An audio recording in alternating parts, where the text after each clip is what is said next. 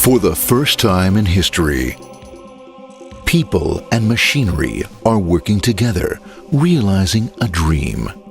A uniting force that knows no geographical boundaries without regard to race, creed, or color. A new era where communication truly brings people together. This is the dawn of the net. Want to know how it works? Click here to begin your journey into the net. Now, exactly what happened when you clicked on that link? You started a flow of information. This information travels down into your own personal mailroom, where Mr. IP packages it, labels it, and sends it on its way. Each packet is limited in its size. The mailroom must decide how to divide the information and how to package it. Now, the package needs a label containing important information, such as sender's address, receiver's address, and the type of packet it is.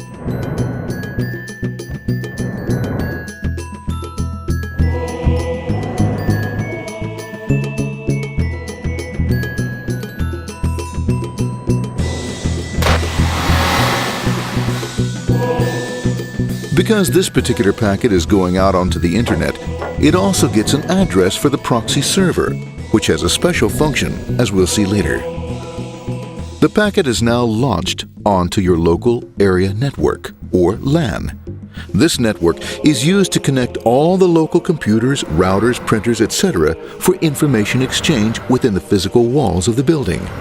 The LAN is a pretty uncontrolled place and, unfortunately, accidents can happen.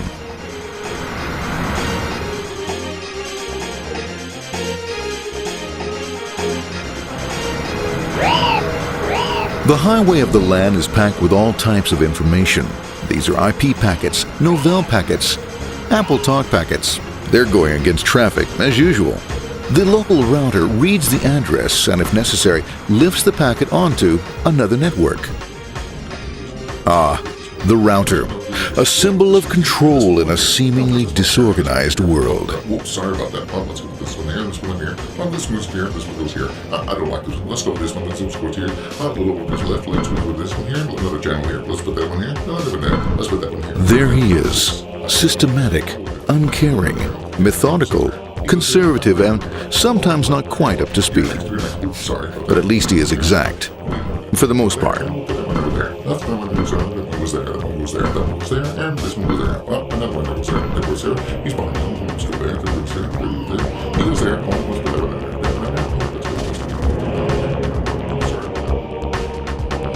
there. As the packets leave the router, they make their way into the corporate intranet and head for the router switch. A bit more efficient than the router switch plays fast and loose with IP packets, deftly routing them along their way. A digital pinball wizard, if you will. Here we go. Here comes another one. And it's another one. Watch this, Mom. Here goes. Whoop, we're on the back. Hey, in there, in there, in there. Over the left, over the right, over the left, over the right. You got it. Here it comes. Right on. He shoots. He scores. It's going. Hey, wait. Hey, watch out. Here comes another one. Oh, here we go. And it's gone. It's gone. As packets arrive at their destination, they're picked up by the network interface, ready to be sent to the next level. In this case, the proxy. The proxy is used by many companies as sort of a middleman in order to lessen the load on their internet connection, and for security reasons as well. As you can see, the packets are all of various sizes, depending upon their content.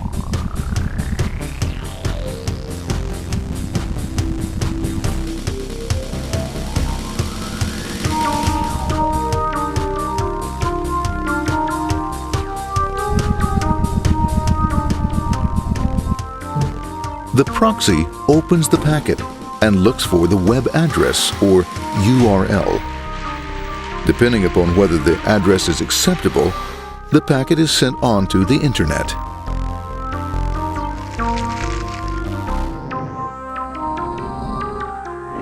There are, however, some addresses which do not meet with the approval of the proxy, that is to say, corporate or management guidelines.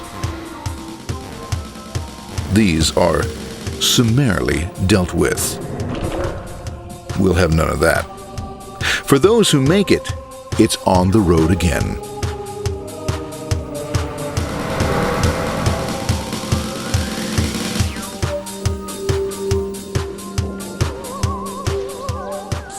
Next up, the firewall. The corporate firewall serves two purposes. It prevents some rather nasty things from the internet from coming into the intranet, and it can also prevent sensitive corporate information from being sent out onto the internet. Once through the firewall, a router picks up the packet and places it onto a much narrower road, or bandwidth, as we say. Obviously, the road is not broad enough to take them all. Now you might wonder what happens to all those packets which don't make it along the way. Well, when Mr. IP doesn't receive an acknowledgement that a packet has been received in due time, he simply sends a replacement packet. We are now ready to enter the world of the Internet. A spider web of interconnected networks which span our entire globe. Here, routers and switches establish links between networks. Now, the net is an entirely different environment than you'll find within the protected walls of your LAN. Out here, it's the Wild West. Plenty of space, plenty of opportunities, plenty of things to explore and places to go. Thanks to very little control and regulation, new ideas find fertile soil to push the envelope of their possibilities. But because of this freedom, certain dangers also lurk. You'll never know when you'll meet the dreaded ping of death. A special version of a normal request ping, which some idiot thought up to mess up unsuspecting hosts. The paths our packets take may be via satellite, telephone lines, wireless, or even transoceanic cable. They don't always take the fastest or shortest routes possible, but they will get there. Eventually. Maybe that's why it's sometimes called the worldwide wait. But when everything is working smoothly, you can circumvent the globe 5 times over at the drop of a hat. Literally. And all for the cost of a local call or less.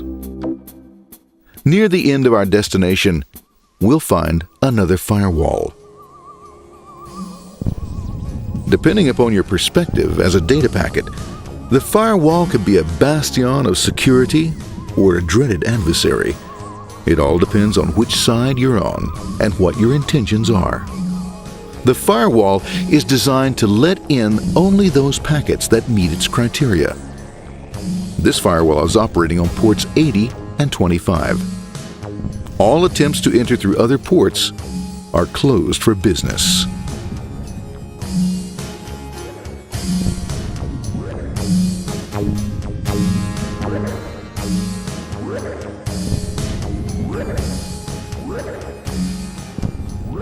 Port 25 is used for mail packets, while Port 80 is the entrance for packets from the Internet to the web server. Inside the firewall, packets are screened more thoroughly. Some packets make it easily through customs, while others look just a bit dubious. Now, the firewall officer is not easily fooled, such as when this ping of death packet tries to disguise itself as a normal ping packet. It's okay, go on, it's okay, no problem. Have a nice day. We out of here. Bye. For those packets lucky enough to make it this far, the journey is almost over. It's just a lineup on the interface to be taken up into the web server. Nowadays, a web server can run on many things, from a mainframe to a webcam to the computer on your desk, or why not your refrigerator? With a proper setup, you can find out if you have the makings for chicken cacciatore or if you have to go shopping. Remember, this is the dawn of the net. Almost anything's possible. One by one, the packets are received, opened, and unpacked. The information they contain, that is, your request for information, is sent on to the web server application.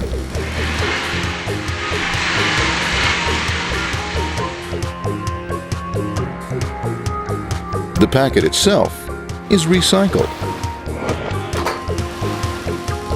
ready to be used again, and filled with your requested information.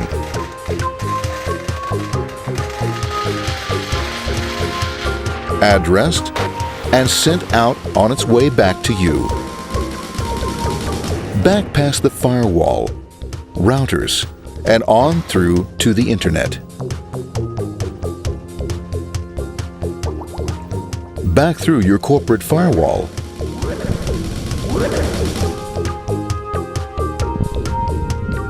And onto your interface. Ready to supply your web browser with the information you requested. That is, this film.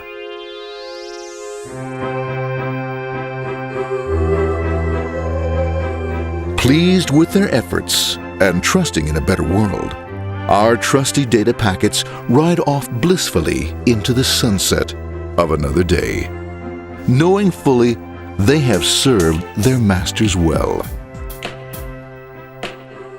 Now, isn't that a happy ending?